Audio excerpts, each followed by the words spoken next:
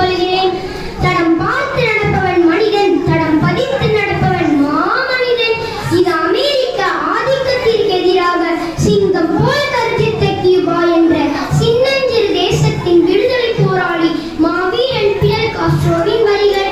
இதன்படி பகத்சிங் என்பவன் மனிதனல்ல, மாமனிதன்.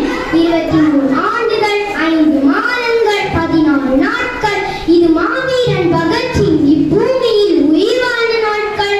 கால் நூற்றாண்டு கூட மண்ணில் வாழாது என்றும் மாறாத தடங்களை பதித்து விட்டு சென்ற மாவீரன் பகத்சிங் பற்றி பேச வந்துள்ளேன்.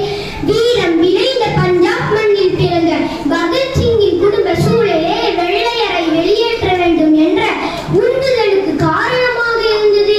20ஆம் நூற்றாண்டின் தொடக்கத்தில் இந்திய விடுதலை போராட்டம் வீறு கொண்டு எழுச்சியோடு நடைபெற்றுக் கொண்டிருந்த வேளையில் எண்ணற்ற தியாகிகள் வன்முறையற்ற போராட்ட வழியிலும் தீவிரவாத முறையிலும் போராட்டத்தில் ஈடுபட்டனர்.